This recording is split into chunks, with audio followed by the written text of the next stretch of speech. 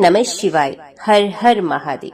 श्रावण मास एक ऐसा पावन समय जब भक्त की हर आह भी प्रार्थना बन जाती है और हर जल की बूंद शिव के चरणों में समर्पित अभिषेक बन जाती है।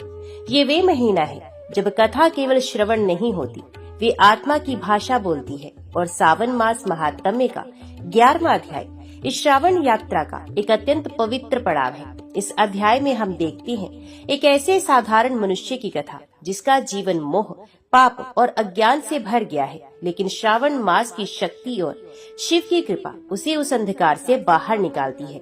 यह अध्याय हमें सिखाता है कि जब मनुष्य का अंतकरण बदलता है तो भगवान भी अपना रूप बदलकर उसे मार्ग दिखाने उतर आते हैं। श्रावण मास केवल एक माह नहीं, ये शिव का आशीर्वाद है जो हमें अवसर देता है अपने भीतर के विकारों को धोकर निर्मल होने का। और यही संदेश छिपा है 11वें अध्याय की हर पंक्ति में। तो आइए 11वें अध्याय की इस पावन कथा में डूब जाए, जहाँ भक्ति, परिवर्तन और मोक्ष तीनों एक ही मार्ग पर मिलते हैं। क्योंकि जहाँ श्रद्धा है वहाँ शिव है, और जहाँ शिव है वहाँ असंभव भी संभव है। ओम नमः शिवाय। हर हर महादेव।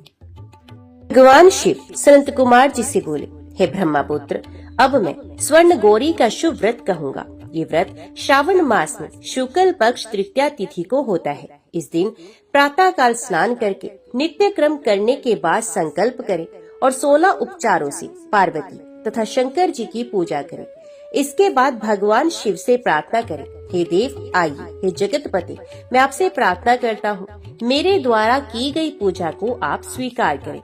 इस दिन भवानी पार्वती की प्रसन्नता और व्रत की पूर्णता के लिए दंपतियों को 16 वाइन प्रदान करें और द्विश्रेष्ठ की प्रसन्नता के लिए मैं ये वाइन प्रदान करता हूँ, ऐसा कहें। चावल के चूर्ण के 16 पकवानों से 16 बांस की टोकरियों को भरकर तथा उन्हें वस्त्र आदि से युक्त करें और पुनः 16 द्विज दंपतियों को बुलाकर इस प्रकार कहते हुए प्रदान करें, व्रत की संपूर्णता के लिए मैं ब्राह्मणों को ये प्रदान कर रहा हूँ। मेरे कार्य की समृद्धि के लिए सुंदर अलंकारों से विभूषित तथा पतिव्रत्य से सुशोभित ये शोभा में सुहागन स्त्रियां इन्हें ग्रहण करें। इस प्रकार 16 वर्ष अथवा 8 वर्ष या 4 वर्ष या फिर 1 वर्ष तक इस व्रत को करके शीघ्र ही इसका उद्यापन कर देना चाहिए। पूजा के अनंतर कथा का श्रवण करके वाचक की विधिवत पूजा करनी चाहिए। संत कुमार जी बोले, हे प्रभु, इस व्रत को सर्वप्रथम किसने किया, इसका महात्म्य क्या है और इसका उद्यापन किस प्रकार करना चाहिए, वे सब आप मुझे बताएं। ईश्वर बोले, हे महाभाग, आपने उत्तम बात पूछी है। अब मैं आपके समक्ष मनुष्यों को सभी संपदाएं प्रदान करने वाली स्वर्ण गौरी नामक व्रत का वर्णन करता हूँ। पूर्व काल में सरस्वती नदी के तट पर सुविला नामक विशालपुरी थी। उस नगरी में कुबेर के समान चंद्रप्रभ नाम का राजा था। उस राजा की रूप लावण्य से संपन्न, सौंदर्य तथा मंद मुस्कान से युक्त और कमल के समान नेत्रों वाली महादेवी और विशाला नामक 2 भार्याएं थी। उन दोनों में ज्येष्ठ महादेवी नामक भार्या राजा को अधिक प्रिय थी।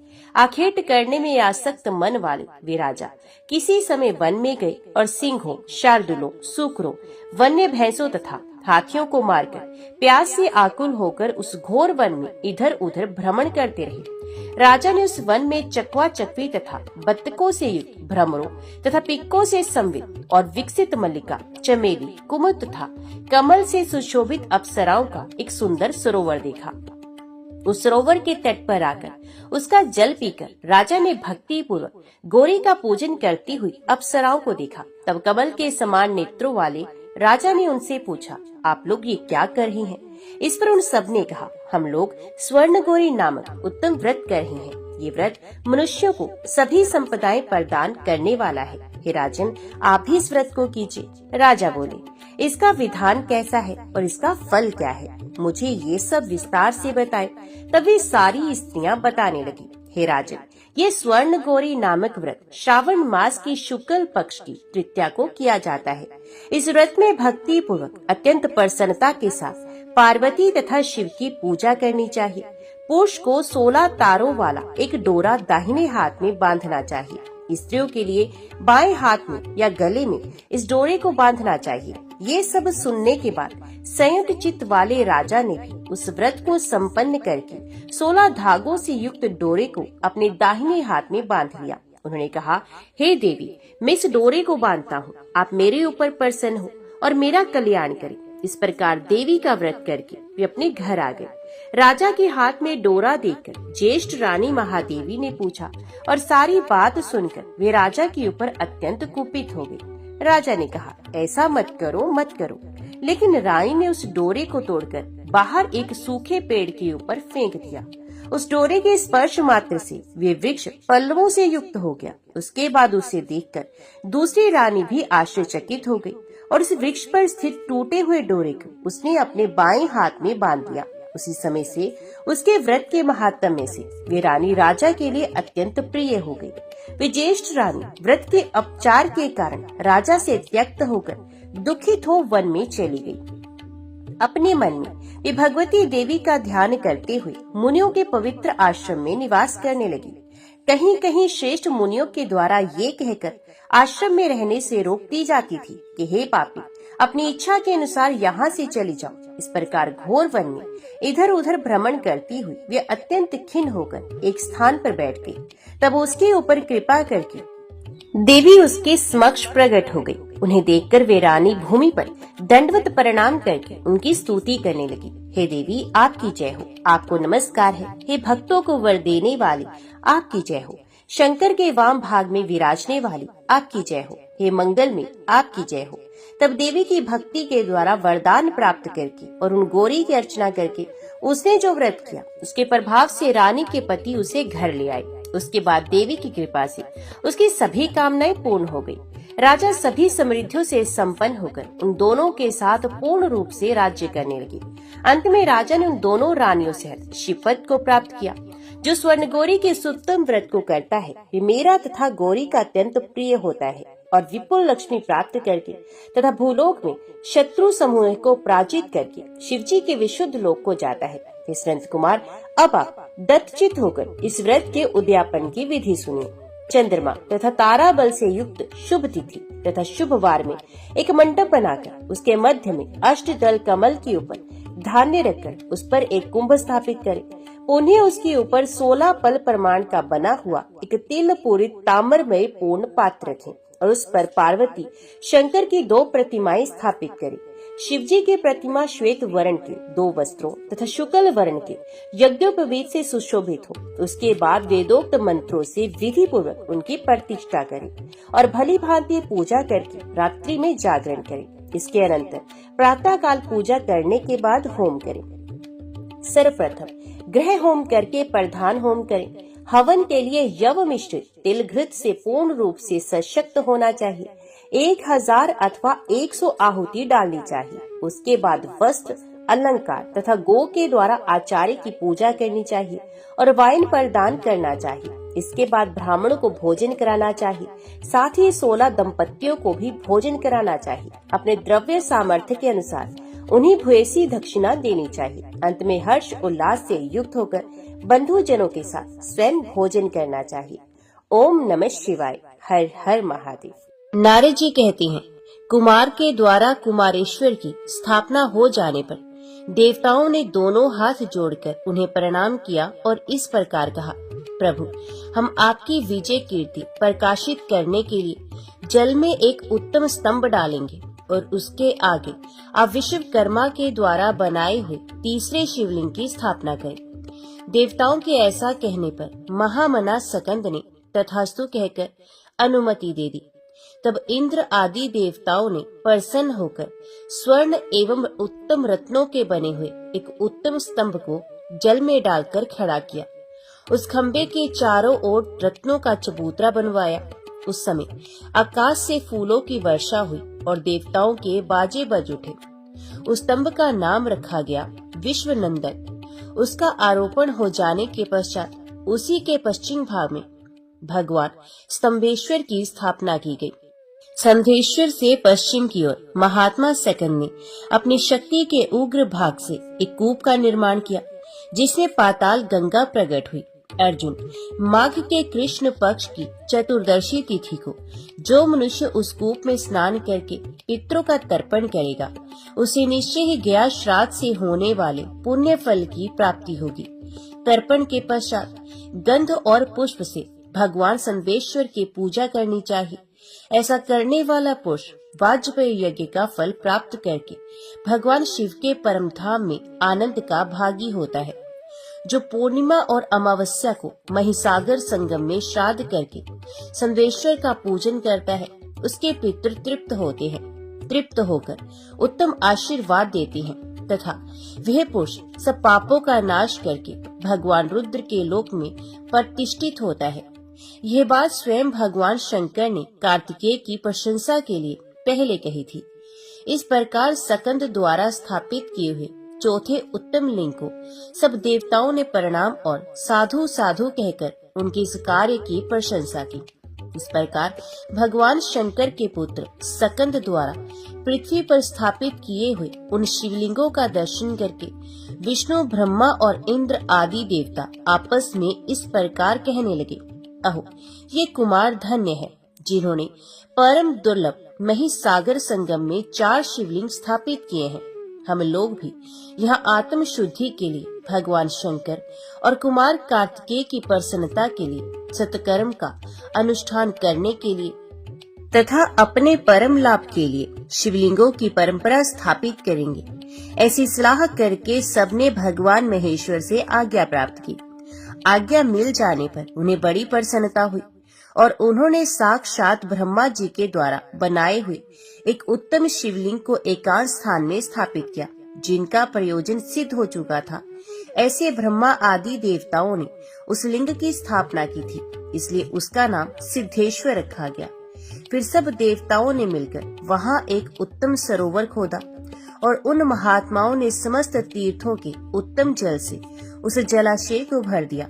इसी समय पाताल से शेषनाग के पुत्र कुमुद ने आकर शेष आदि सर्प गणों से कहा, तारकासुर के साथ जब युद्ध हो रहा था, उस समय परलंब नामक दानव कुमार के भय से भागकर पाताल में जा घुसा।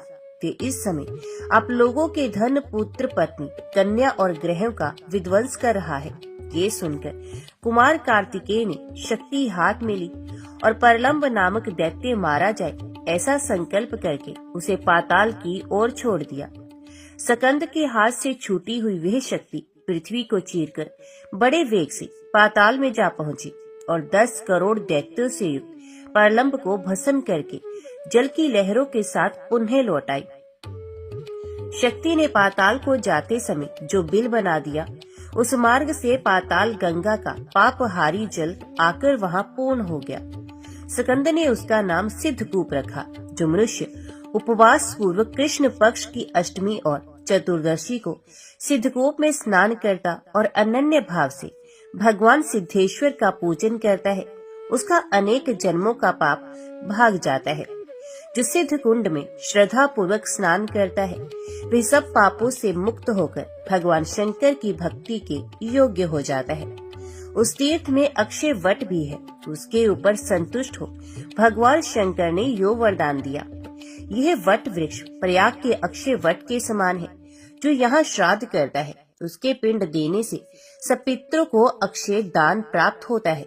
तदंतर ब्रह्मा आदि देवताओं ने सकंद के साथ जाकर महाशक्ति भगवती सिद्ध अंबिका से प्रार्थना की, देवी तुम यहीं रहकर इस क्षेत्र की दुष्ट जीवों से रक्षा करो। शुभे अष्टमी और चतुर्दशी को जो लोग तुम्हारी पूजा करते हैं, उनकी सब प्रकार की आपत्तियों से तुम्हें रक्षा करनी चाहिए।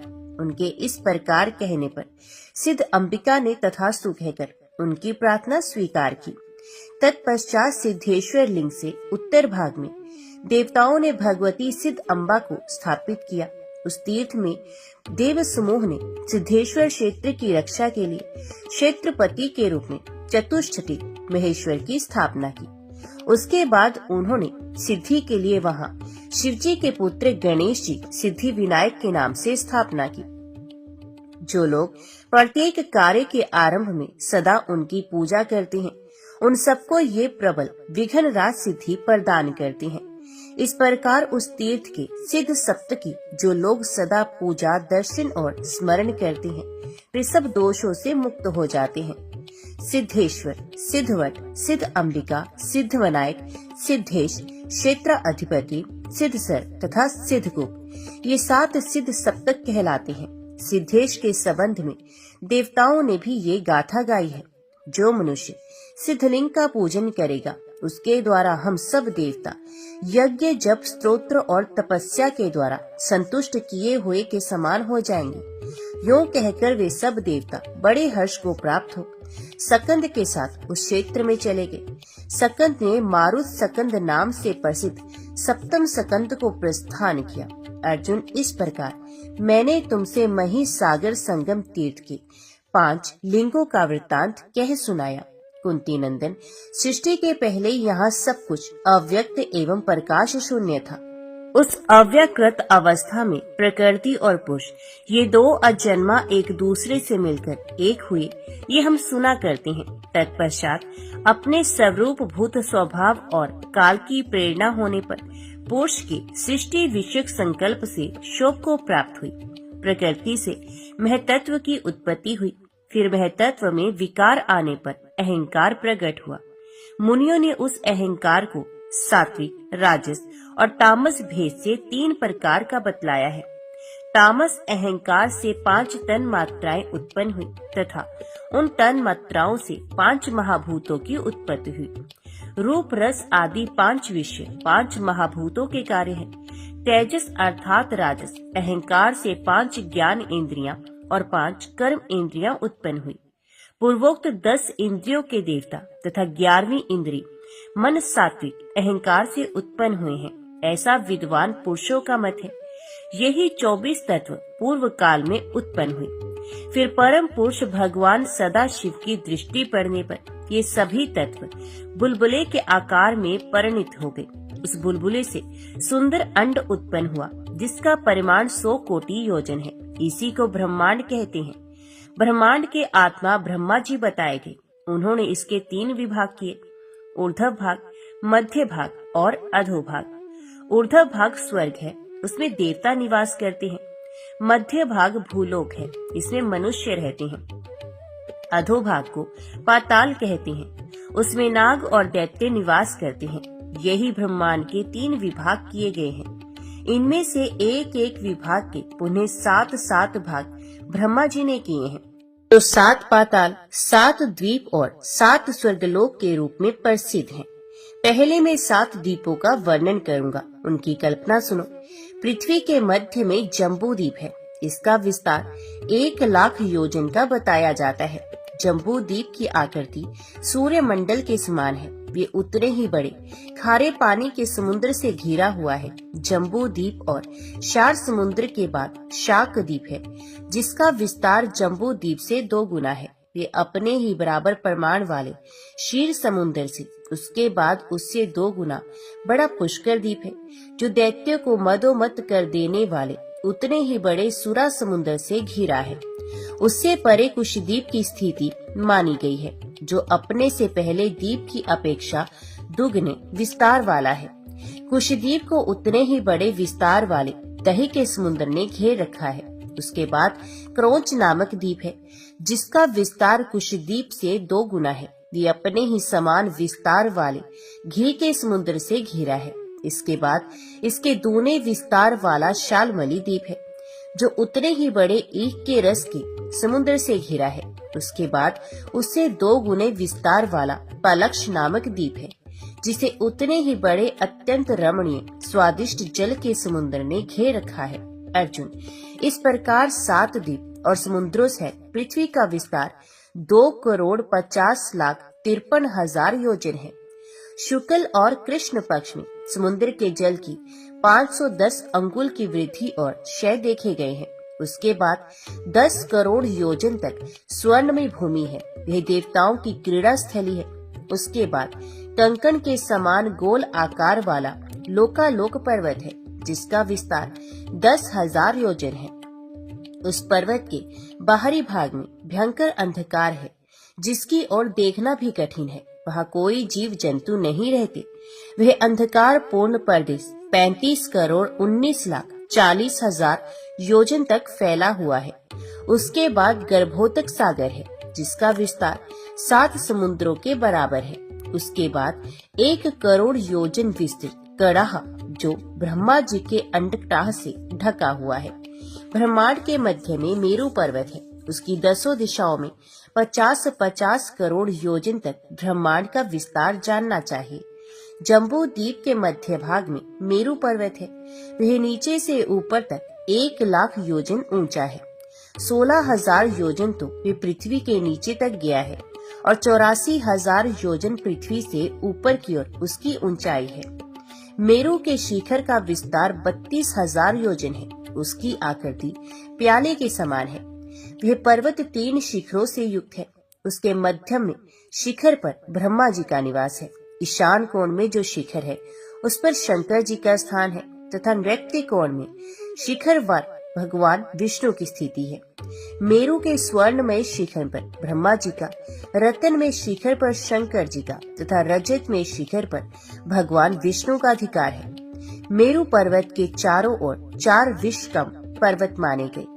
पूर्व में मंदराचल, दक्षिण में गंधमादन, पश्चिम में सुपार्श्व तथा उत्तर में कुमुद नामक पर्वत है।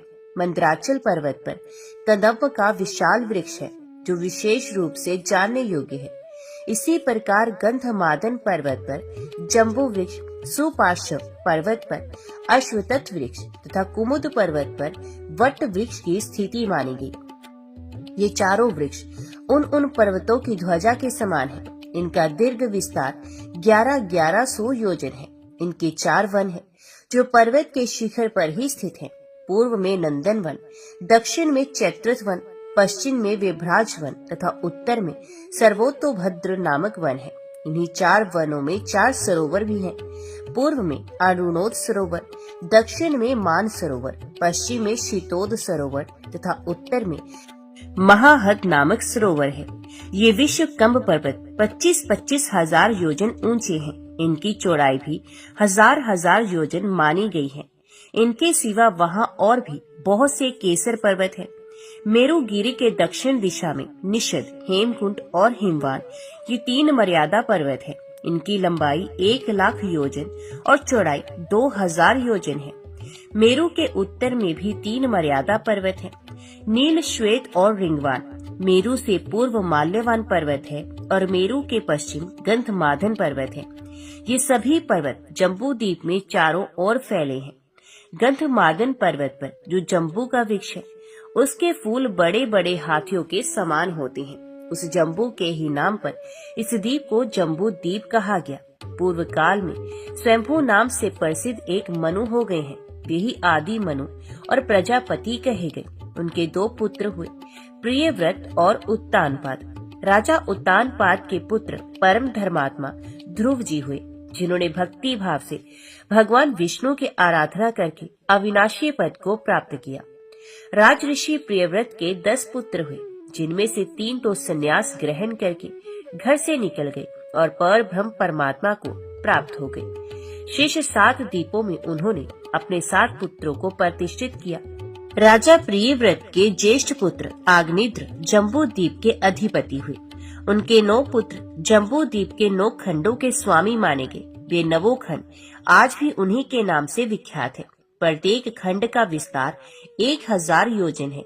मेरु के चारों ओर गंधमादन तथा माल्यवान के बीच में स्वर्णमय भूमि से सुशोभित भूभाग है। उसे ईलाव्रत वर्ष कहते हैं। माल्यवान पर्वत से लेकर समुद्र पर्यंत भद्राश वर्ष कहलाता है। गंधमादन से समुद्र तक की भूमि को केतुमाल वर्ष कहा गया। रिंगवान पर्वत से आरंभ करके सागर तक के भूखंड को कुरु वर्ष कहते हैं। रिंगवान और श्वेत पर्वत के बीच का भाग हिरण्यमय वर्ष कहलाता है। नील और श्वेत पर्वत के बीच में रम्यक वर्ष है। निषद और हेमकुंड के बीच हरिवर्ष की स्थिति है। हिमवान और हेमकुंड के मध्य का भाग भूभाग किमपुरुष वर्ष कहा गया। हिमालय से लेकर समुद्र तक के भूभाग को नाभिक खंड कहते हैं। नाभि और कुरु ये दोनों वर्ष धनुष जैसी आकृति वाले हैं। इनमें हिमवान और रिंगवान पर्वत प्रत्यंचा के स्थान पर स्थित बताए गए हैं। नाभि के पुत्र ऋषभ हुए और ऋषभ से भरत का जन्म हुआ, जिनके नाम पर इस देश को भारतवर्ष भी कहते हैं। अर्जुन, यहाँ धर्म, अर्थ, काम और मोक्ष चारों पुरुषार्थों का उपार्जन होता है। भारतवर्ष के सिवा अन्य सब द्वीपों और वर्षों में केवल भोग भूमि है। शाक द्वीप में 1000 योजन विस्तृत शाक वृक्ष है। उसी के नाम से उस वर्ष को शाक द्वीप कहा गया है। राजा प्रियव्रत के पुत्र मेधातिथि उस द्वीप के अधिपति हैं। उनके 7 पुत्र हुए, पुरोजव, मनोजव, पवमान, धूम्रानी, चित्ररेफ, बहुरूप तथा विश्वधार। ये उनके पुत्रों के नाम हैं। इन्हीं नामों से प्रसिद्ध वहाँ 7 खंड हैं। शाक द्वीप में ऋतव्रत, सत्यव्रत, दानव्रत और अनुव्रत नाम वाले 4 वर्णों के लोग हैं, जो वायु स्वरूप भगवान के नामों का जप करते हैं, जो अपनी प्राण आदि वृत्तियों के द्वारा संपूर्ण भूतों के भीतर प्रवेश करके उनका पालन पोषण करती हैं, तथा यह जगत जिनके अधीन है वे अंतर्यामी ईश्वर साक्षात वायुदेव हम सबकी रक्षा करें। कुशद्वीप में 1000 योजन तक कुशों की झड़ी है। उसी के चिन्ह से चिन्हित होने के कारण उसको कुशद्वीप कहते हैं। राजा प्रियव्रत के पुत्र हिरण्यरोमा उस द्वीप के स्वामी हैं। उनके वसुदान, दृढ़ रुचि, नाभिगुप्त, सत्यव्रत, विवित और वामदेव इन 7 पुत्रों के नाम से प्रसिद्ध 7 वर्ष कुशद्वीप में है। वहाँ के 4 वर्णों का नाम कुशल, कोविद, अभियुक्त और कुलक है। वे भगवान अग्निदेव की इस प्रकार स्तुति करते हैं, हे अग्निदेव, आप जन्म ग्रहण करने वाले संपूर्ण भूतों को जानते हैं, इसलिए जात वेदा है। साक्षात पर ब्रह्म परमात्मा के लिए आप भविष्य पहुंचाया करते हैं। सब देवता परम पुरुष भगवान के ही अंग हैं, अतः उनके यजन द्वारा आप उन परम पुरुष का ही यजन करें। क्रोंच द्वीप में क्रोंच नामक पर्वत है, जिसका विस्तार 10,000 योजन है। उसी पर्वत को स्वामी कार्तिकेय ने विदीर्ण कर डाला था। उसके चिन्ह से चिन्हित होने के कारण उस द्वीप का नाम क्रोंच द्वीप है। वहाँ प्रिय व्रत के पुत्र महाराज धृष्टपाष्ट्र का अधिकार है। उनके 7 पुत्र हुए, आम, मधुर, मेघपृष्ठ, सुधामा, भ्राजिष्ठ, लोहितार्णव तथा वनस्पति। इन्हीं के नाम पर उस द्वीप के 7 वर्ष हैं। वहाँ पुरुष, ऋषभ, द्रविण और देवक नाम वाले 4 वर्णों के लोग रहते हैं और जल स्वरूप भगवान की स्तुति करते हैं। हे जल, तुम परम पुरुष परमात्मा के रिक्तस हो अथवा परमेश्वर ही तुम्हारी शक्ति है। तुम भू भुव स्वहा तीनों लोगों को पवित्र करते हो अतः स्वभाव से ही पाप नाशक हो। हम अपने शरीर से तुम्हारा स्पर्श करते हैं, तुम हमें पवित्र कर दो। शालमली द्वीप में सेमल का एक बहुत बड़ा वृक्ष है, जिस पर गरुड़ जी निवास करते हैं। उसका विस्तार 1000 योजन है। वही वहाँ का चिन्ह है, इसलिए उसे शालमली द्वीप कहते हैं। राजा प्रियव्रत के पुत्र यज्ञबाहु उसके अधिपति हैं। उनके सुरोचन, सोमनस्य, रमणक, देवव्रही, पारिभद्र, अप्यान और अविज्ञात नाम वाले 7 पुत्र हैं, जिनके नाम पर वहाँ के 7 वर्ष प्रसिद्ध हैं। उस द्वीप में श्रुधर, व्रियधर, वसुंधर और ईशंधर नाम वाले 4 वर्णों के लोग भगवान सोम का यजन एवं स्तवन करते हैं, जो अपनी किरणों से कृष्ण और शुक्ल पक्ष में पितरों और देवताओं को अन्न वितरण करते हैं। वे भगवान चंद्रमा हम सब प्रजाओं के राजा हो। गोमेद या पलक्ष द्वीप में कोमोद नाम से प्रसिद्ध एक पाकर का वृक्ष है, जिसकी सुगंधित छाया से विशेष सुख मिलने के कारण लोगों का मेदा बढ़ जाता है, अतः उससे उपलक्षित द्वीप को गोमेद द्वीप कहते हैं। वह राजा प्रियव्रत के पुत्र एधम जिह्वा राजा है। उनके शिव, यवस, सुभद्र, शांत, शेम, अमृत तथा अभय नाम वाले 7 पुत्र हैं, जिनके नाम से उस द्वीप के 7 वर्ष प्रसिद्ध हुए। वहाँ हंस, पतंग, ऊर्ध्ववर्चन और सत्यांग नाम वाले 4 वर्णों के लोग रहते हैं और जो भगवान सूर्य की आराधना करते हैं, जो पुराण पुरुष भगवान विष्णु के स्वरूप है। सत्य, रिक्त, वेद, अमृत तथा मृत्यु के भी आत्मा है। उन भगवान सूर्य की हम शरण लेते हैं। पुष्कर द्वीप में 1000 योजन तक विस्तृत स्वर्ण में कमल दैत्यमान होता है, जिसके लाखों स्वर्ण में दल शोभा पाते हैं। वही वहाँ का चिन्ह है, इसलिए उसे पुष्कर दीप कहते हैं। राजा प्रियव्रत के पुत्र वितिहोत्र वहाँ के अधिपति हैं। उनके 2 ही पुत्र हैं, रमणक और धातकी। इन्हीं के नाम से उस द्वीप के 2 खंड प्रसिद्ध हैं। इन दोनों खंडों के मध्य भाग में मानसोत्तर नामक पर्वत है, जिसकी आकृति कंगन के समान है। उसी के ऊपर भगवान भास्कर भ्रमण करते हैं। वहाँ वर्ण विभाग नहीं है, सब समान है और केवल ब्रह्मा जी का चिंतन करते रहते हैं। इस प्रकार प्रार्थना करते हैं, जो सुप्रसिद्ध कर्म फल स्वरूप है, साक्षात ब्रह्म में ही जिनकी स्थिति है, सब लोग जिनका पूजन करते हैं तथा जो एकांत निष्ठ, अद्वितीय एवं परम शांत है, उन भगवान ब्रह्मा को नमस्कार है। पुष्कर द्वीप के निवासियों में क्रोध और मात्सर्य नहीं होता, पुण्य और पाप की भी प्रवृत्ति नहीं होती। उनकी आयु 10,000 वर्ष से लेकर 20,000 वर्ष तक की होती है। वे लोग जप करते रहते हैं और देवताओं की भांति अपनी पत्नियों के साथ विहार करते हैं। अर्जुन, अब मैं तुम्हें ऊपर के लोगों की स्थिति बताऊंगा। कुरुश्रेष्ठ, भूमि से लाख योजन ऊपर सूर्य मंडल है। भगवान सूर्य के रथ का विस्तार 9 सहस्त्र योजन है।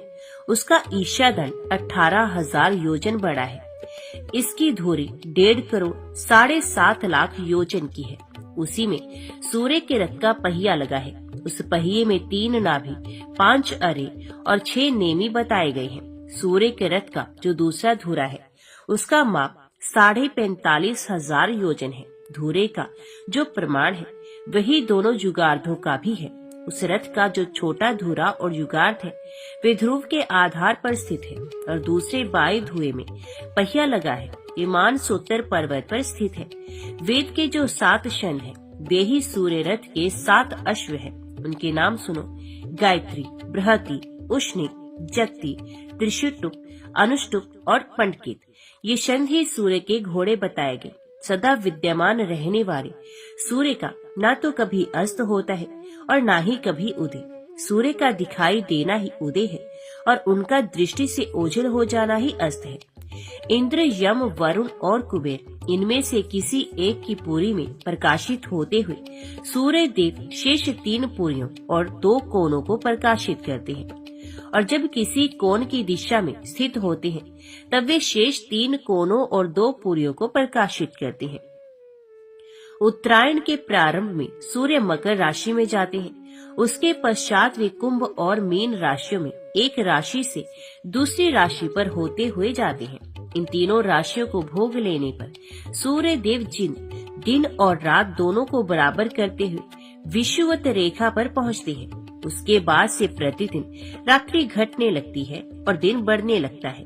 फिर मेष तथा वृष राशि का अतिक्रमण करके मिथुन के अंत में उत्तरायण के अंतिम सीमा पर उपस्थित होती है और कर्क राशि पर पहुंचकर दक्षिणायन का आरंभ करती है। जैसे कुम्हार के चाक के सिरे बैठा हुआ जीव बड़ी शीघ्रता से घूमता है, उसी प्रकार सूर्य भी दक्षिणायन को पार करने में शीघ्रता से चलते हैं।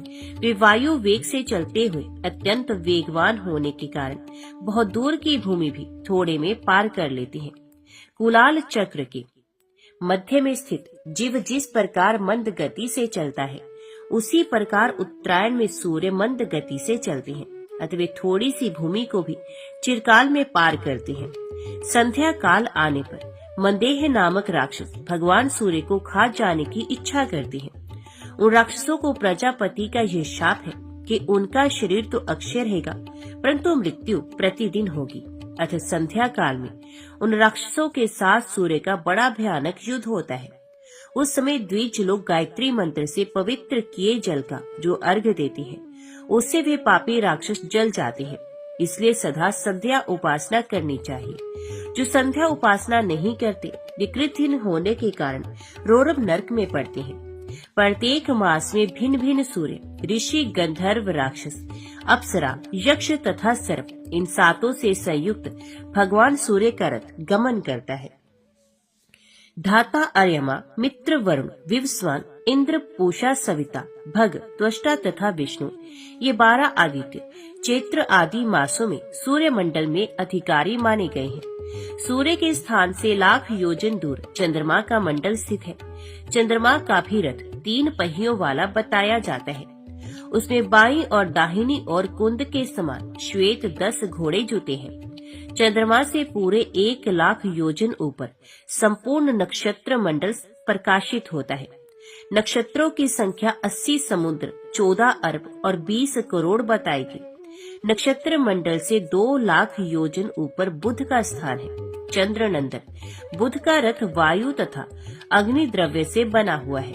उसमें वायु के समान वेग वाले 8 पीले रंग के घोड़े जुते हैं। बुध से भी 2,00,000 योजन ऊपर शुक्राचार्य का स्थान माना गया है। उनके रथ में भी 8 घोड़े जोते जाते हैं। शुक्र से 1,00,000 योजन ऊपर मंगल है। इनका रथ स्वर्ण के समान कांति वाले 8 घोड़ों से युक्त होता है। मंगल से 2,00,000 योजन ऊपर देव पुरोहित बृहस्पति का स्थान माना जाता है। उनका रथ स्वर्ण का बना है।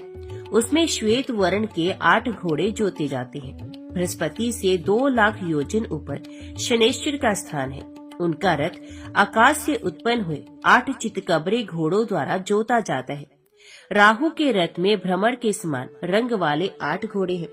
वे एक ही बार जोत दिए जाते हैं और सदा उनके धूसर रथ को खींचते रहते हैं। उनकी स्थिति सूर्यलोक के नीचे मानेगी। शनेश्वर से 1,00,000 योजन ऊपर सप्तऋषियों का मंडल है और उनसे भी 1,00,000 योजन ऊपर ध्रुव की स्थिति है। ध्रुव समस्त ज्योतिर्मंडल के केंद्र है। वे भी शिशु माल चक्र के पुच्छ के अग्र भाग में स्थित हैं, जिन्हें भगवान वासुदेव का सर्वोत्तम एवं अभिनाशी भक्त कहते हैं। अर्जुन, ये सारा ज्योतिर्मंडल वायु रूपी डोर से ध्रुव में बंधा है। सूर्यमंडल का विस्तार 9,000 योजन, उससे दोना चंद्रमा का मंडल है।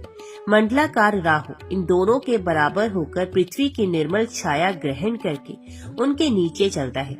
शुक्राचार्य का मंडल चंद्रमा के 16वें भाग के बराबर है। बृहस्पति मंडल का विस्तार शुक्राचार्य से 1/4 कम है। इसी प्रकार मंगल, शनिश्चर और बुध ये बृहस्पति की अपेक्षा भी 1/4 कम है। नक्षत्र मंडल का परिमाण 500, 400, 300, 200 तथा 100 से लेकर कम से कम 1 योजन, 8 योजन तक का है। इसे छोटा कोई नक्षत्र नहीं। पृथ्वी पर स्थित सभी लोग जहाँ पैदल जाया जा सकता है भूलोक कहलाता है। भूमि और सूर्य के मध्यवर्ती लोक को भुवरलोक कहते हैं।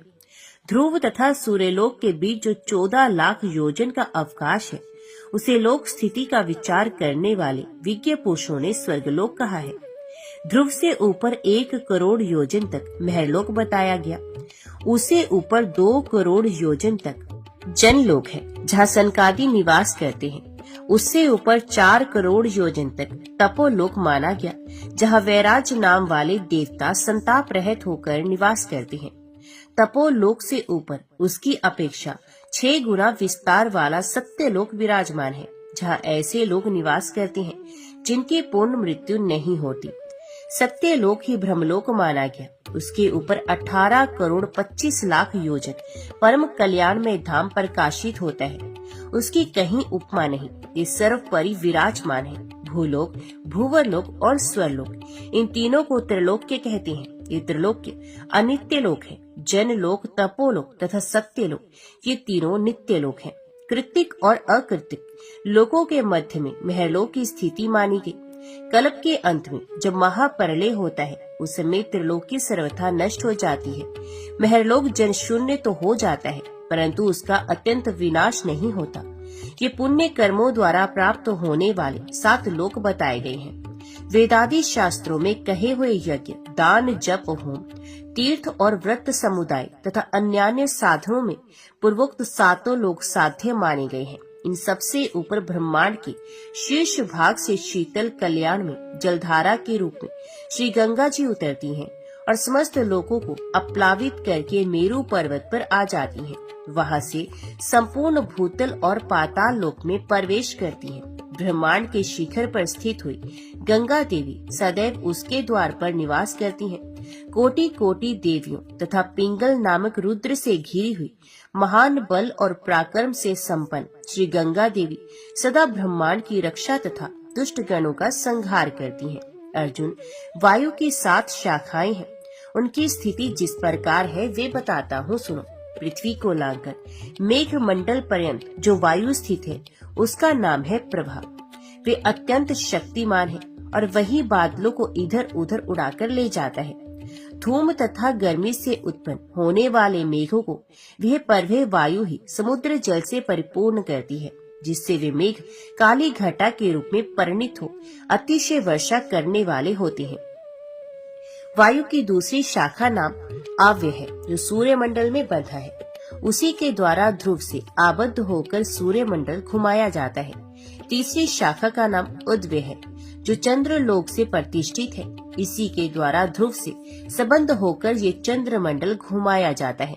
चौथी शाखा का नाम संव्य है, जो नक्षत्र मंडल में स्थित है। उसी के द्वारा वायु रूपी डोरियों से ध्रुव से आबद्ध होकर संपूर्ण नक्षत्र मंडल घूमता रहता है। पांचवी शाखा का नाम विव्य है, वे ग्रह मंडल में स्थित है। उसी के द्वारा ये ग्रह चक्र ध्रुव से संबंध होकर घूमा करता है। वायु की छठी शाखा का नाम परिव्यय है, जो सप्तऋषि मंडल में स्थित है। इसी के द्वारा ध्रुव से संबंध हो सप्तऋषि आकाश में भ्रमण करते हैं। वायु के सातवें सकंद का नाम पराबे है, जो ध्रुव में आबद्ध है। उसी के द्वारा ध्रुव चक्र तथा अन्यान्य मंडल दृढ़ता पूर्वक एक स्थान पर स्थापित है। ध्रुव से ऊपर जो स्थान है, वहाँ ना तो सूर्य प्रकाशित होते हैं, न ही नक्षत्र एवं तारे ही उदित होते हैं। वहाँ के लोग अपने ही तेज और अपनी ही शक्ति से सदा स्थिर रहते हैं। इस प्रकार ऊर्ध्व लोकों का वर्णन किया गया। अब पाताल का वर्णन सुनो। अर्जुन, भूमि की ऊंचाई 70,000 योजन है। इसके भीतर 7 पाताल हैं, जो एक दूसरे से 10-10 हजार योजन की दूरी पर है। उनके नाम इस प्रकार हैं: अतल, वितल, नितल, रसातल, तलातल, सुतल तथा पाताल। कुरुनंदन, वहाँ की भूमियाँ सुंदर महलों से सुशोभित हैं। वे कृष्ण, शुक्ल, अरुण, पीत, कंकरीली, पथरीली तथा स्वर्णमयी है। उन पातालों में दानव, दैत्य और नाग सैकड़ों संग बनाकर रहते हैं। वहाँ पर न गर्मी है, न सर्दी है, न वर्षा है, न कोई कष्ट। 7वें पाताल में हाटकेश्वर शिवलिंग है, जिसकी स्थापना ब्रह्मा जी के द्वारा हुई है। वहाँ अनेकानेक नागराज उस शिवलिंग की आराधना करते हैं। पाताल के नीचे बहुत अधिक जल है और उसके नीचे नरकों की स्थिति बताएगी, जिनमें पापी जीव गिराए जाते हैं। महामते, उनका वर्णन सुनो। यो तो नरकों की संख्या 55 करोड़ है, किंतु उनमें रौरव से लेकर शवभोजन तक 21 परधार हैं। उनके नाम इस प्रकार हैं: रौरव, शुक्र, रोध, ताल, विषसन, महाज्वाल, तिप्तकम, लवण, विमोहक, रुधिरान, वैतरणी, कृमिश, कृमि भोजन, असिपत्रवण, कृष्ण, भयंकर लालाभक्ष, पापमय पूर्व, वहिन ज्वाल, अधशिरा, संदश, कालसूत्र, तमोमय अविची, शव भोजन और प्रतिभा शून्य, अपर अविची तथा ऐसे ही और भी नरक बड़े भयंकर हैं। झूठी गवाही देने वाले मनुष्य रौरव नरक में जाते हैं। गौ तथा ब्राह्मणों को कहीं बंद करके रोक रखने वाला पापी रोध नरक में जाता है। मदिरा पीने वाला शुक्र नरक में और नर हत्या करने वाला तार नरक में पड़ता है। गुरु पत्नी के साथ व्यभिचार करने वाला पुरुष तप्त कुंभ नामक नरक में गिराया जाता है तथा जो अपने भक्त की हत्या करता है उसे तप्त लोह नरक में तपाया जाता है। गुरुजनों का अपमान करने वाला पापी महाज्वाल नरक में डाला जाता है। वेद शास्त्रों को नष्ट करने वाला लवण नामक नरक में गलाया जाता है। धर्म मर्यादा का उल्लंघन करने वाला विमोहक नरक में जाता है। देवताओं से द्वेष रखने वाला मनुष्य क्रमी भक्ष नामक नरक में पड़ता है। दूषित भावना से तथा शास्त्र विधि के विपरीत यज्ञ करने वाला पुरुष कृमिश नरक में जाता है। जो देवताओं और पितरों का भाग उन्हें अर्पण किए बिना ही अथवा उन्हें अर्पण करने से पहले ही भोजन कर लेता है, वे लाला भक्ष नामक नरक में यमदूतों द्वारा गिराया जाता है। सब जीवों से व्यर्थ वैर रखने वाला तथा शल पूर्वक अस्त्र शस्त्रों का निर्माण करने वाला विषसन नरक में गिराया जाता है। अस्त प्रतिग्रह ग्रहण करने वाला अधोमुख नरक में और अकेले ही मिष्टान्न भोजन करने वाला पूयवह नरक में पड़ता है। मुर्गा, कुत्ता, बिल्ली तथा पक्षियों को जीविका के लिए पालने वाला मनुष्य भी पूयवह नरक में गिराया जाता है। दूसरों के घर, खेत, घास और अनाज आदि में आग लगाता है, उसे रुधिराज नरक में डाला जाता है। नक्षत्र विद्या तथा नट एवं मल्लों की वृत्ति से जीविका चलाने वाला मनुष्य वैतरणी नामक नरक में जाता है, जो धन और जवानी के मद से उन्मत्त होकर दूसरों के धन का अपहरण करता है, वे कृष्ण नामक नरक में पड़ता है। व्यर्थी वृक्षों को काटने वाला मनुष्य असी पत्र वन में जाता है, जो कपट वृत्ति से जीविका चलाते हैं, वे सब लोग वहीन ज्वाल नामक नरक में गिराए जाते हैं। पराई स्त्री और पराये अन्न का सेवन करने वाला संदश नरक में गिराया जाता है, जो दिन में सोते हैं तथा व्रत का लोप किया करते हैं और जो शरीर के मद से उन्मत्त रहते हैं, ये सब लोग शवभोजन नामक नरक में पड़ते हैं। जो भगवान शिव और विष्णु को नहीं मानते, उन्हें अविची नरक में जाना पड़ता है। इस प्रकार के शास्त्र निषिद्ध कर्मों के आचरण रूप पापों से पापी जीव सहस्रों अत्यंत घोर नरकों में डाले जाते हैं।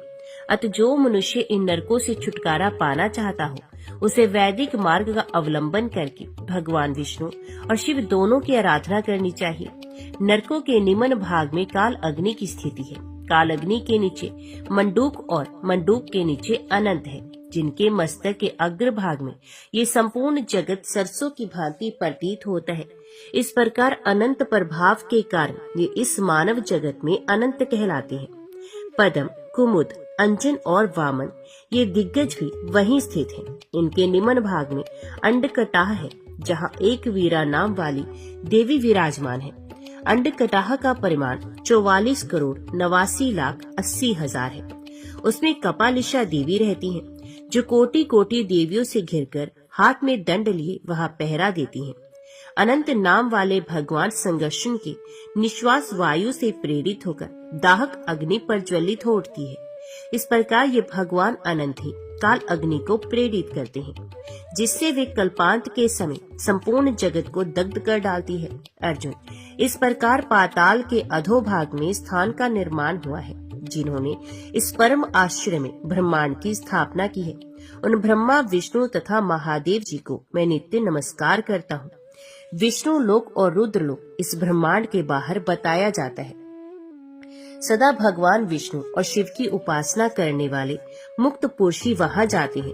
उसे दिव्य धाम का वर्णन केवल ब्रह्मा जी ही कर सकते हैं। हम लोगों की वहाँ गति नहीं है। ये संपूर्ण ब्रह्मांड सब ओर से कड़ाह द्वारा ढका हुआ है।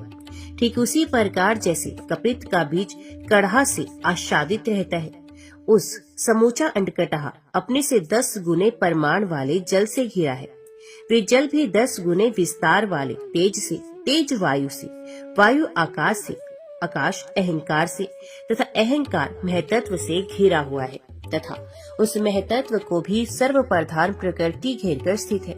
पहले जो 6 आवरण कहे गए हैं, उन सबको विद्वान पुरुष उत्तरो उत्तर 10 गुना बताते हैं और 7वां आवरण प्रकृति का है, उसे अनंत कहा गया। उसके भीतर ऐसे ऐसे करोड़ों और अरबों ब्रह्मांड स्थित हैं तथा वे सभी ऐसे ही हैं जैसा कि ये ब्रह्मांड बताया गया है। कुंती नंदन, जिनका वैभव, जिनका ऐश्वर्य ऐसा है, उन भगवान सदाशिव को मैं प्रणाम करता हूँ।